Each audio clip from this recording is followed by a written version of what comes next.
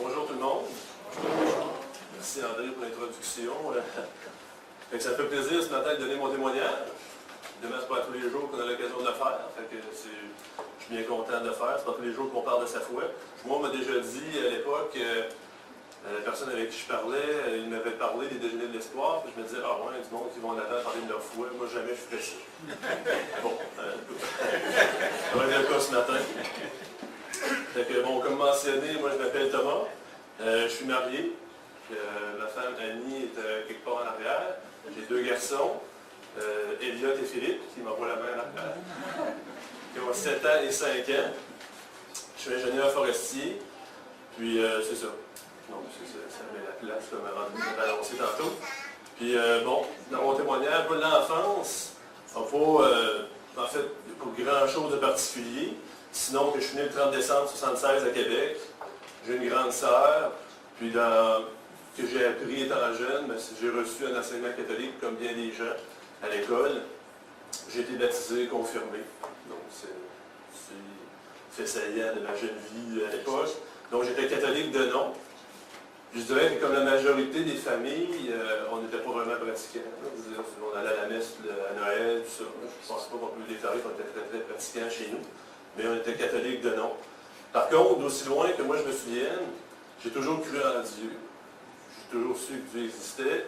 Puis, d'aussi loin que je me souvienne aussi, il me semble que j'ai souvent eu l'habitude de prier.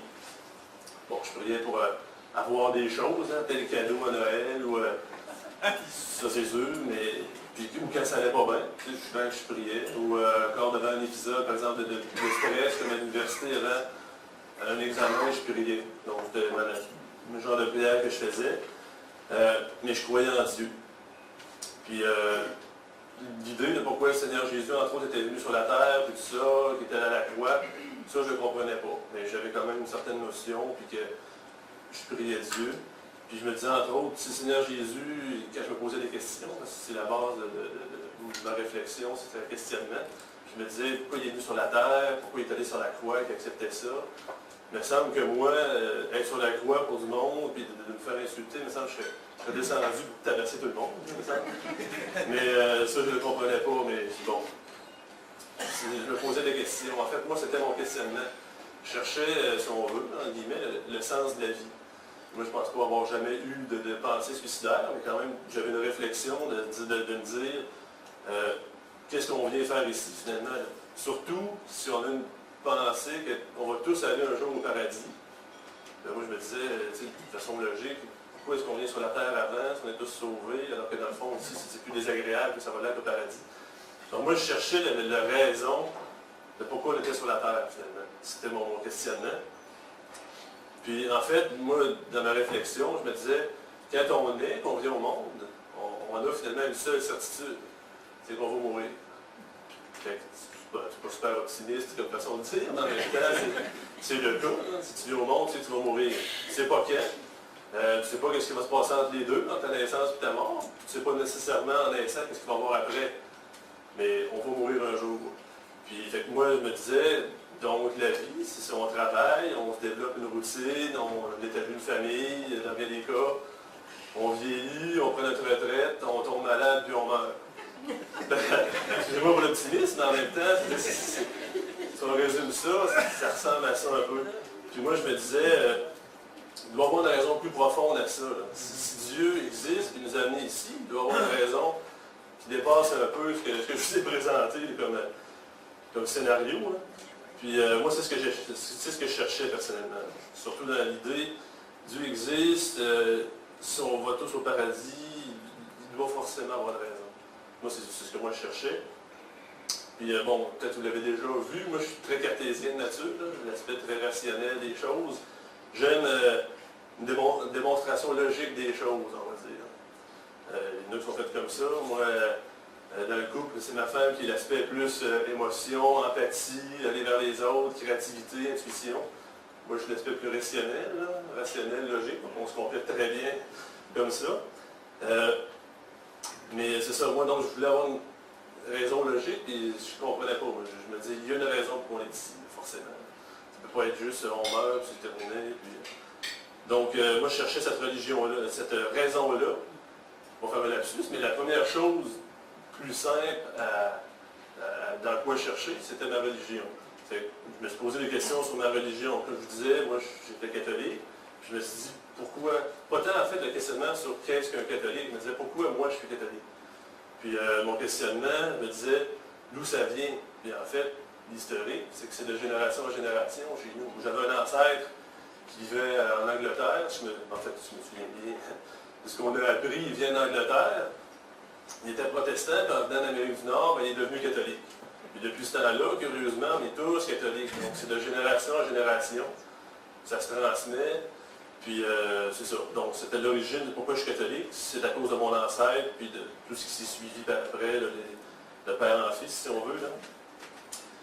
Puis là, moi, je me disais, donc, la religion qu'on a dépend de nos parents ou du pays d'où on est. Puis chaque pays qui a sa religion à peu près, là, dit que sa religion, c'est elle qui est la bonne. Fait que dans un esprit logique, tu ne décides pas ta religion, chaque religion est la bonne. Il y a quelque chose qui ne marche pas dans l'équation, selon moi. Puis, donc, moi, je me dis, logiquement, comme les religions sont différentes, ils ne peuvent pas être toutes bonnes. Il y a quelque chose qui ne fonctionne pas là-dedans. Puis, je me disais, si on doit faire quelque chose dans notre passage sur la terre pour aller au paradis, il doit y avoir un seul moyen. Il ne doit pas avoir un moyen qui diffère de chacune des personnes, ou chacun des pays, ou chacune des religions. Fait que moi, c'est ce que je pensais. Fait que moi, mon raisonnement, c'était la religion, ça ne peut pas être nécessairement la raison que moi je cherchais sur pourquoi on est sur la terre. Ça aurait été simple. Ça aurait été simple de dire, bon, j'ai trouvé mes réponses, le sens de la vie, c'est ça. Puis, bon, je suis notre religion, ça va bien. Ça aurait été très simple, ça. Mais moi, bon, c'était pas mon raisonnement. La réponse, c'était pas ça. Parce que logiquement, je me disais, j'ai un problème avec le fait que toutes les religions soient bonnes, qu'il y ait plusieurs moyens d'avoir accès à Dieu. J'avais un peu de difficulté avec ça. Mais donc, le problème, c'est que quand tu élimines les religions et les sectes, il reste moins de choses à quoi croire. C'est moins facile. Mais moi, je sais que je croyais, sans connaître, le Seigneur Jésus. Moi, je trouvais qu'il y avait quelque chose du Seigneur Jésus, sans pouvoir le décrire, que je trouvais qu'il était différent des autres. Puis, bon, moi, je trouvais que ça avait du sens quand on parlait du Seigneur Jésus. Fait que moi, à un moment donné, il y a plusieurs années, je me souviens pas quand, dans les prières que je faisais quand même assez régulièrement, j'avais dit au Seigneur Jésus, moi j'aimerais ça te suivre, mais là je ne savais pas pourquoi il était venu sur la terre, s'il était marié ou pas. Ça, évidemment, ça où je n'avais pas, c'est que j'avais pas ces réponses-là. Mais bon, c'était ça mon état d'esprit, si on veut. Là. Ma réflexion personnelle était là. Je croyais au Seigneur Jésus, je suis plus ou moins à l'aise avec l'idée des religions, mais si on parle dans la réflexion, peut-être aux années 2000 à peu près. J'étais rendu à ce moment-là à peu près. Puis après ça, je vais avec quelques faits saillants en 2000, c'est là que j'ai fini mon université. Je suis devenu ingénieur forestier. J'ai eu des bons emplois les premières années, mais je suis vraiment très satisfait. J'ai travaillé entre autres dans le coin de la tuque, moi j'aimais bien la tuque, puis l'emploi que j'avais, c'est super intéressant. En 2003, c'est là que j'ai connu Annie, qui est devenue ma femme plus tard. Puis tout de suite au début que je l'ai rencontrée, elle finissait son université comme infirmière, puis elle s'est enclenchée dans un processus pour aller travailler dans le Nord, que ce soit Puvernituc ou Coudjouac. Mais donc elle était enclenchée là-dedans. Mais ça a pris un an avant que finalement que ça se concrétise, puis qu'elle a l'opportunité d'aller à Coudjouac. Ça, moi je pense que Dieu fait des choses dans notre vie, puis que d'avance, il avait établi son plan, puis qu'il a ajusté des choses, là, parce que probablement que si tout de suite, quand on s'est rencontrés, Annie était partie dans le Nord, ben on ne serait peut-être pas ensemble. Mais Dieu a permis que ça prenne un an avant que finalement elle soit appelée.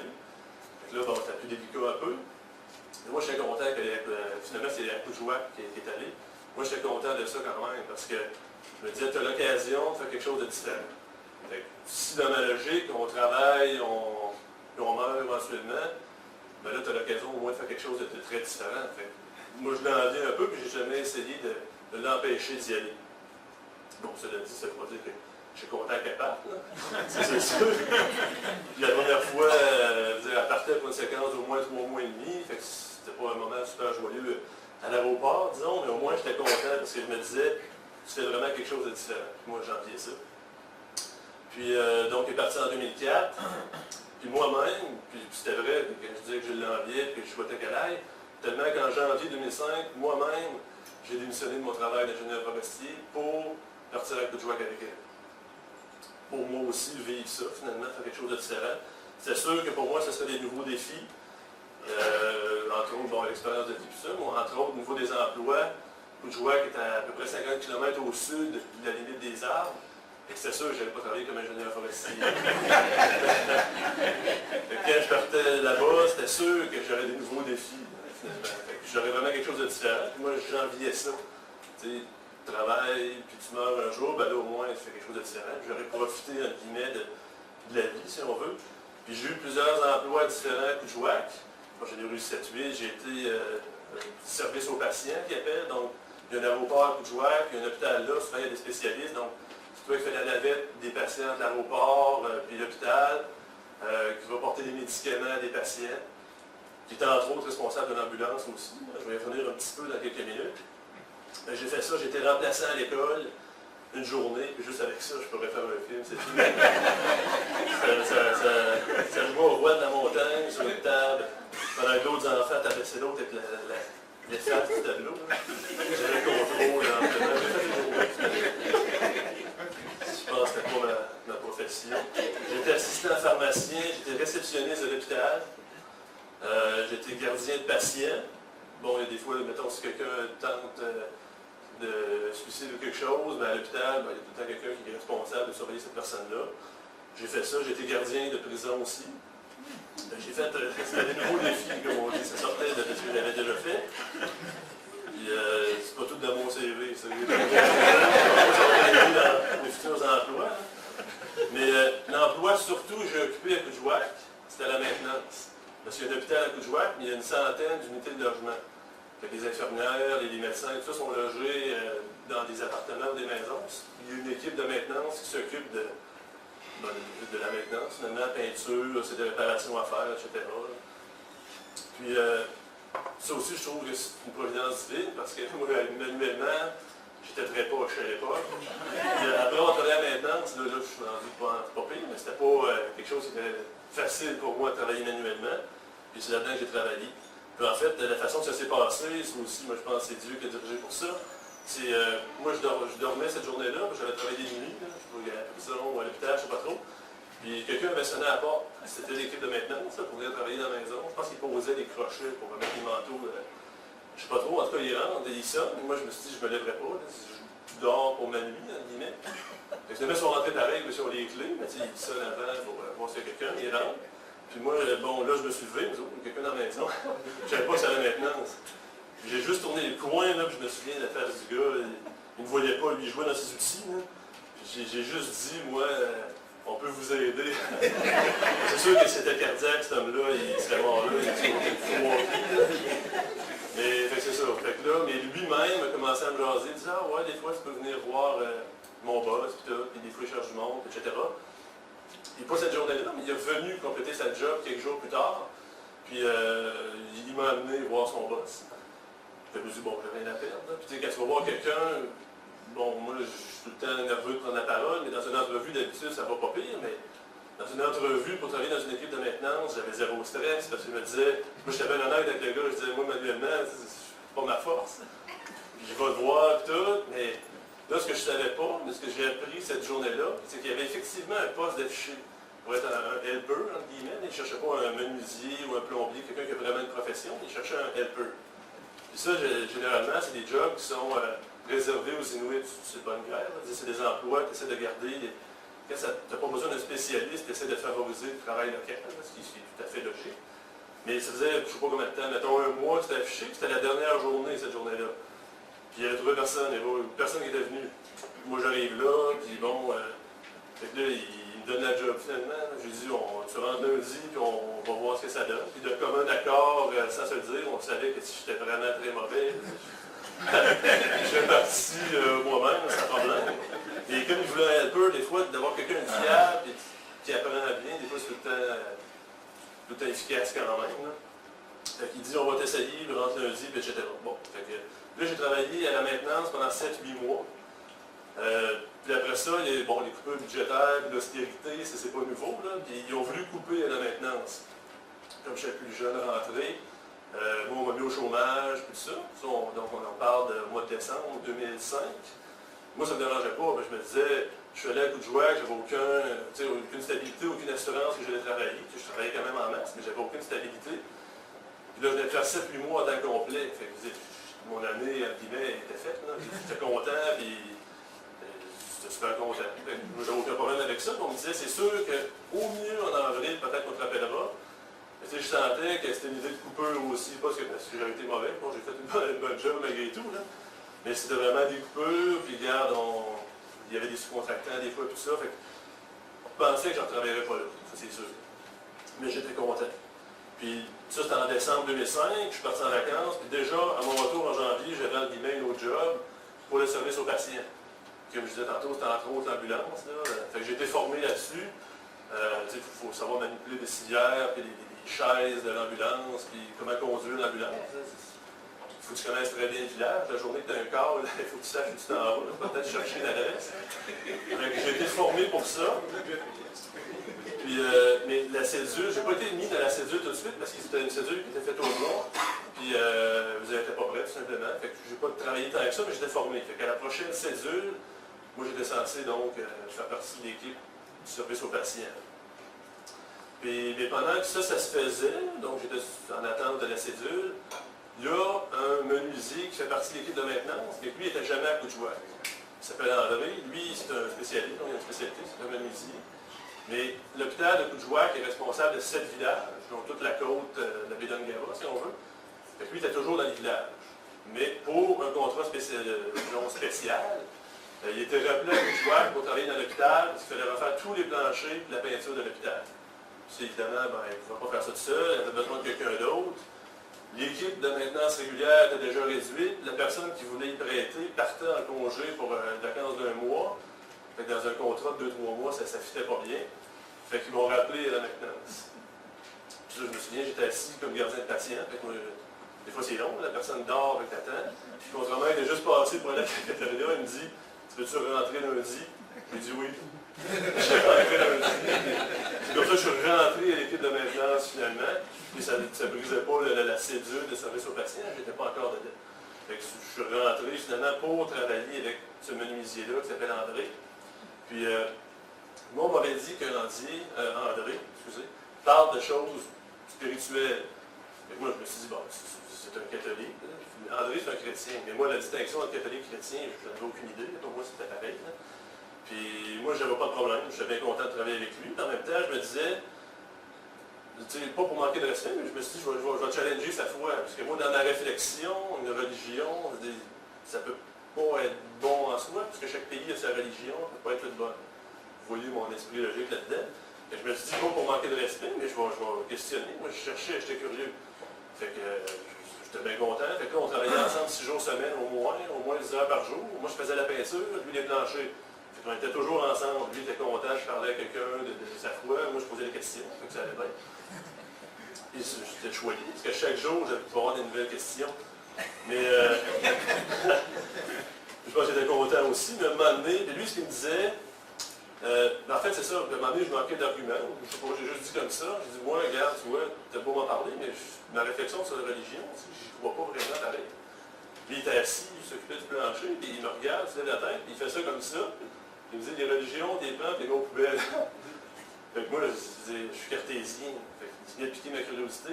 C'est pas logique que tu me dis, tu me parles de ta foi, tu me dis que tu peux prendre les religions, puis que selon toi, tu penses comme moi. Fait que là, si tu veux ébranler quelqu'un de cartésien et de rationnel, tu dis quelque chose comme ça, tu viens de piquer sa curiosité, ça c'est sûr. Et donc ça m'intriguait. Et lui, ce qu'il me disait, c'est que suivre le Seigneur Jésus, c'est pas une religion, c'est une relation personnelle avec lui. Il me disait, la Bible, c'est pas associé à une religion. C'est pas des religions qui s'en inspirent, tout ça, mais c'est pas associé à une religion.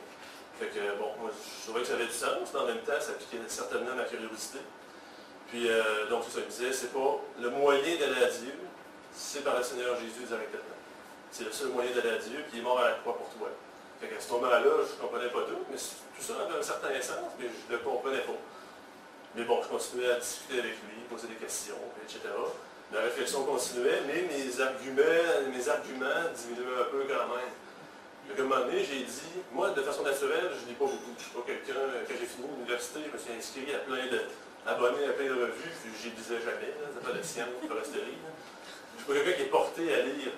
Mais comme je cherchais, et j'étais curieux, on m'a proposé de lire un livre, moi, qui s'appelle Le Code da Vinci.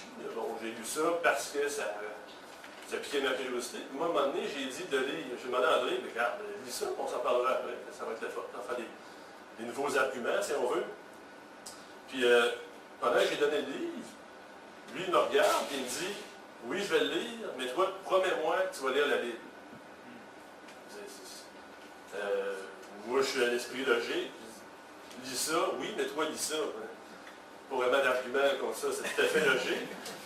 Puis, donc, il venait encore à me déstabiliser, si on veut. Là. Je dis, ça avait plein de bon sens. Il me dit, moi, je te demande de lire ça. Il me donne la Bible, c'est parfait. Puis mon raisonnement, puis lui, pendant qu'il me dit ça, après ça, il a continué à parler, et tout ça. Et dans ma tête, moi, ce que je me suis dit, c'est que, effectivement, la Bible, je n'avais jamais pensé de la lire, tant qu'elle posait des questions, je vais lire la Bible. Là, je me suis dit, bon, c'est en vente libre, la Bible. C'est pas un livre ésotérique qu'il faut que tu trouves à quelque part, tout ça.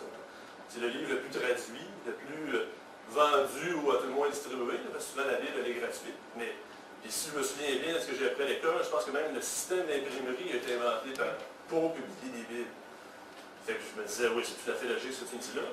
Puis même aujourd'hui, dans la connaissance, on se dit une société laïque, mais pour être assermenté comme élu, puis pour diriger la province, il faut que tu le fasses avec la main sur la Bible. Dans les cours de justice aussi, il faut que tu fasses ça. Fait que je me disais, ce livre-là, effectivement, il doit avoir une valeur spéciale. Fait que j'avais rien à perdre de le lire, puis je trouvais ça très, très, très logique. Il me dit, lis ça, oui, mais toi, lis ça en échange. Fait que j'ai accepté de lire la Bible aussi, comme lui acceptait de lire l'autre livre. Puis, c'est ça, donc j'ai accepté. Mon intention à l'époque, c'était de lire d'un couvert à l'autre la Bible. C'est logique. Tu as un livre, tu prends au début, tu vas jusqu'à la fin. Puis je me disais, s'il faut que j'accepte quelque chose, comme tu me l'as dit, avec le Seigneur Jésus, je vais lire au complet, puis je vais l'accepter ou je vais le refuser au complet. C'est un peu comme un contrat. Je trouvais ça logique de me dire, bon, je l'ai lu au complet. T'sais. Puis je verrai après ce que tu me dis là, effectivement, je le retrouve là-dedans, puis ça fait du sens. C'est mon raisonnement. J'ai commencé à lire, puis je continuais à poser des questions à André. Moi, j'étais choyé pour ça. Parce que chaque soir, mettons, je lisais un peu. Le lendemain, je posais des questions, puis on pouvait échanger là-dessus. C'était du bon temps. En plus de travailler, on pouvait discuter comme ça, il n'y a pas de problème. Puis donc, j'ai commencé par l'Ancien Testament. Mais souvent, dans nos discussions, ça revenait quand même au Seigneur Jésus. Donc, vite, je me suis dit, OK, je vais plus aller lire le Nouveau Testament. J'avais encore l'intention de lire au complet. Mais je me suis dit, je suis trop curieux pour ce qui se passe au Nouveau Testament. Fait que je vais aller le lire tout de suite. Puis je vais profiter du fait que je travaille avec André pour poser des questions là-dessus. Parce que ce qui m'intéressait le plus, moi, c'était, je dirais, c'est ça, ce qui touche au Seigneur Jésus.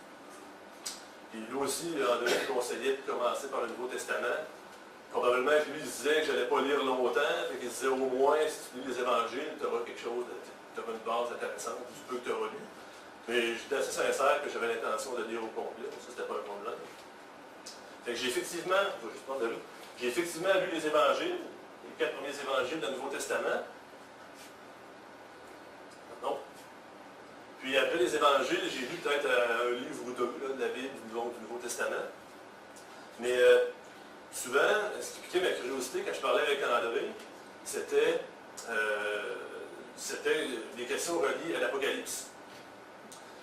Puis ça me piquait ma curiosité parce que quand je posais des questions, il n'y avait pas toujours une bonne réponse, parce que l'Apocalypse, c'est des prophéties futures. Fait, non, c'est normal, il n'y a pas toutes les réponses, mais moi, dans mon esprit logique, ça piquait ma curiosité.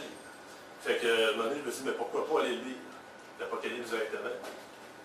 Là, ça m'intriguait. À un moment donné, Annie a travaillé un soir, peut-être à la clinique de l'hôpital, je ne sais pas trop, mais c'était sûr qu'elle arrivait peut-être en fin de soirée, ou je ne sais pas trop. On j'étais seul à l'appartement que je jouais.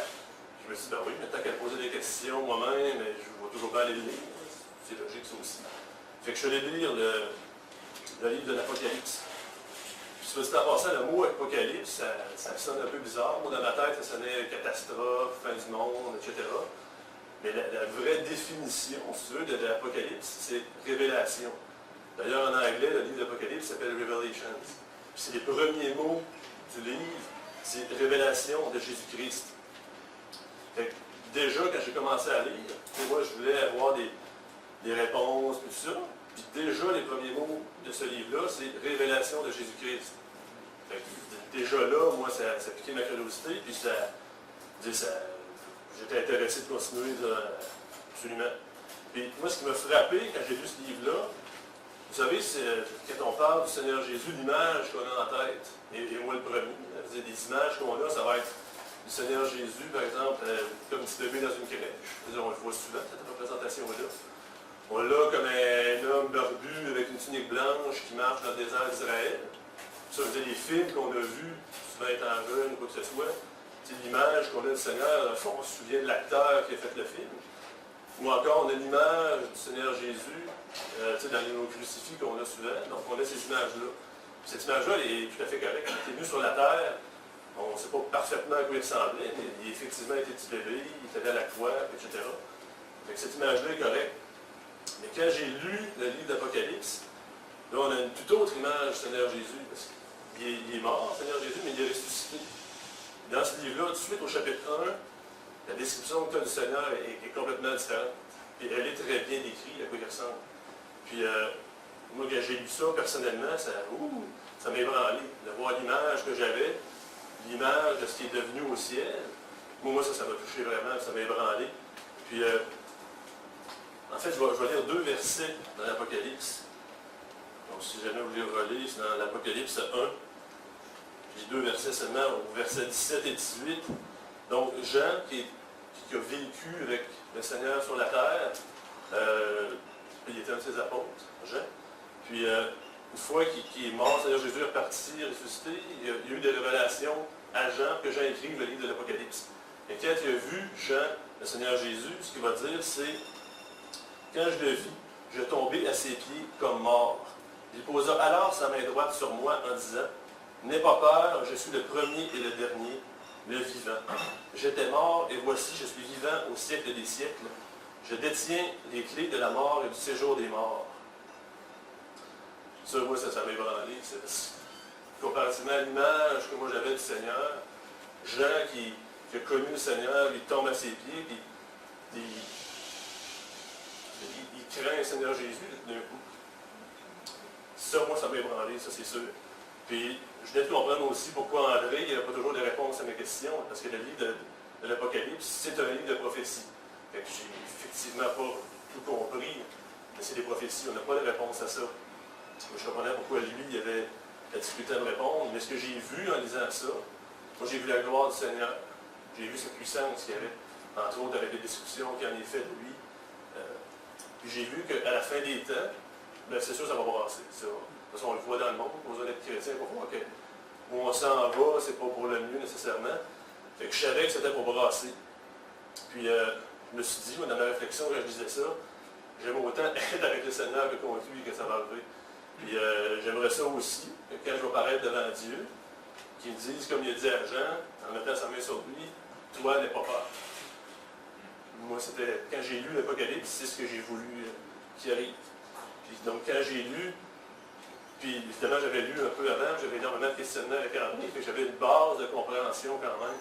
Puis moi, c'est en lisant ça que j'ai compris les choses. J'ai compris pourquoi le Seigneur Jésus était venu sur la terre. Pourquoi il était venu mourir sur la croix. Parce que j'ai compris qu'on ne peut pas être pécheur, donc avoir des péchés non pardonnés, puis être en présence de Dieu. On ne peut pas être devant Dieu avec des péchés. Fait que j'ai compris que, ce que André voulait m'expliquer, tout ça, j'ai compris, il faut que tu te pardonner de tes péchés pour aller devant Dieu.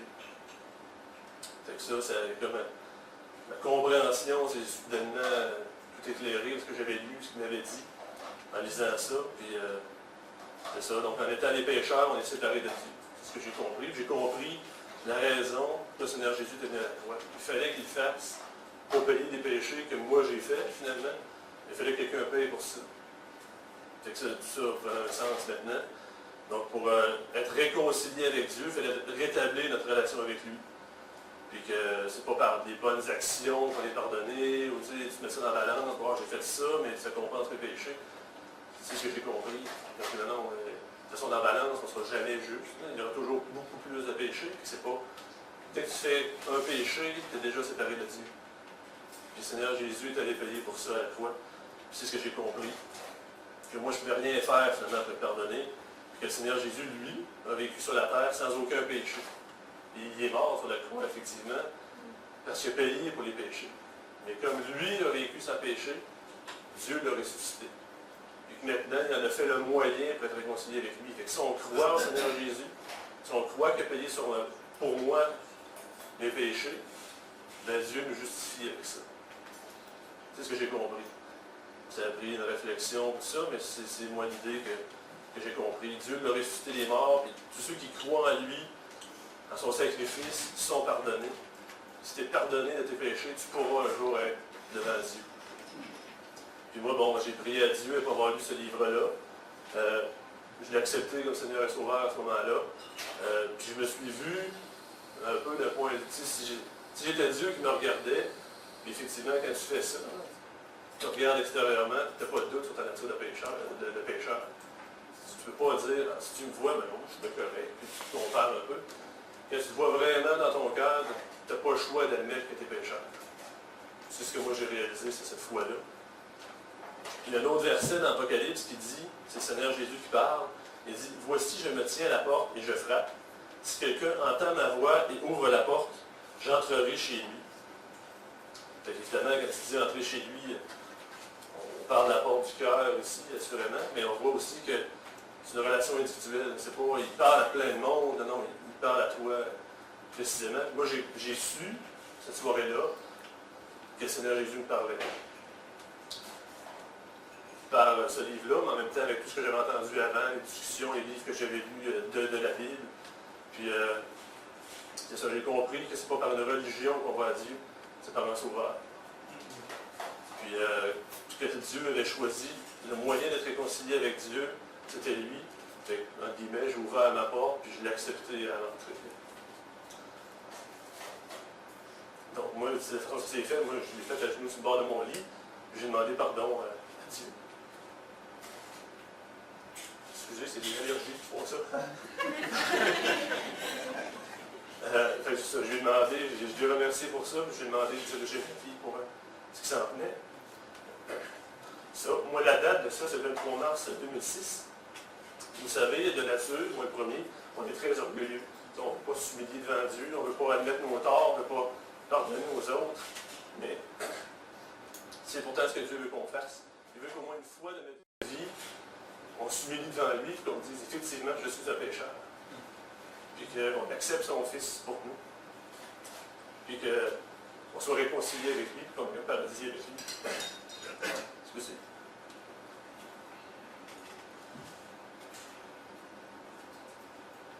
Vous savez, quand on pardonne à quelqu'un, on le fait tous un jour, pardonner à quelqu'un qui nous a fait du tort, ben, on ressent une paix intérieure quand on le fait.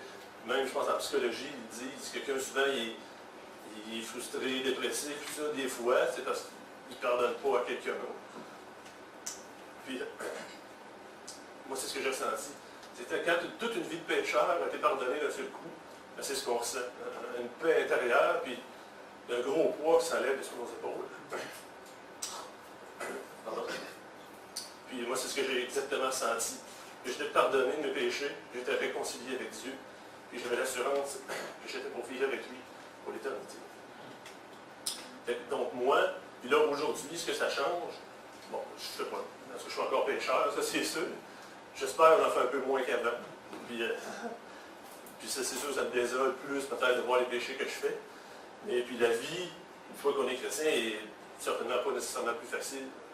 Sauf qu'on a l'assurance de quelque chose, on a l'assurance de notre salut. On a l'assurance qu'on est pardonné, puis qu'un jour, on va être au paradis avec Dieu. Ça change toute la perspective de la vie, de cette espérance-là, cette assurance-là. Puis moi, pour quelqu'un de logique, d'avoir cette assurance-là, ça change toute la perspective. C'est que de savoir où je m'en vais. Donc, c'est un très gros encouragement pour moi dans ma vie. Donc, moi, dans ma réflexion, si je résume un peu, c'est que moi, j'ai compris que la Bible, c'est la parole de Dieu. Ça, c'est la première chose. Puis que cette parole de Dieu-là m'explique pourquoi le Seigneur Jésus est allé à la croix. Il est allé à la croix pour payer pour mes péchés. C'est ce que j'ai compris. Il est allé payer pour moi, puis c'est le seul moyen d'être réconcilié avec Dieu. Et que c'est par grâce qu'on est sauvé et pas par nos bonnes actions.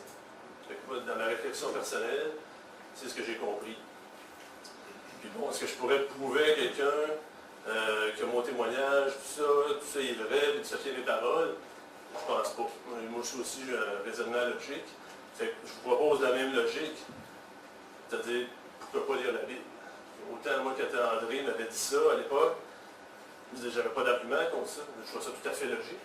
Puis je lui ai dit, je le fais par moi-même, je vais lire, puis effectivement, je vais raisonner avec ce qu'on me dit dans la Bible. C'est le livre le plus traduit, puis il y a certainement une valeur qu'on y accorde, parce qu'encore aujourd'hui, comme je vous disais tantôt, on met la main sur la Bible pour diriger une province ou un pays. Puis c'est en plus quelqu'un vous laisse sous-entendre que la Bible est la parole de Dieu. Il y a un intérêt à le lire quand même, puis on ne peut pas être perdant de l'avoir lu. Si jamais on la lit et qu'on n'y croit pas, je ne pense pas qu'on puisse dire que c'était une perte de temps de la lire. Il y a une sagesse là, puis moi, en fait, personnellement, maintenant, je crois que c'est la parole de Dieu. Donc, c'est sûr que c'est la référence. C'est ce que je voudrais laisser, moi. C'est que, je veux dire, si, puis ça, c'est entre vous et Dieu, il n'y a pas personne qui peut vous convaincre d'accepter quoi que ce soit. C'est une relation personnelle avec Dieu. Mais moi, ce que j'aimerais laisser, c'est que moi, la façon dont j'ai découvert Dieu, c'est en lisant la Bible. Puis c'est là que moi, j'ai découvert ça, dire, dans mes réflexions personnelles, avec un cheminement avec lui, si on veut. Là. Fait que, donc, c'est entre vous et Dieu, puis c'est sûr que ce que Dieu nous demande, c'est qu'on soit réconcilié avec lui, c'est qu'on rétablisse notre lien avec lui. Puis il y a plein de moyens. Bon, vous attendez un témoignage ce matin, mais si on ouvre les yeux, souvent Dieu nous parle dans nos vies.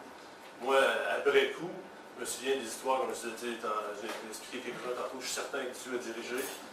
Si vraiment vous cherchez Dieu et vous regardez ce qui se passe dans votre vie, là, vous allez voir souvent que la main de Dieu est là.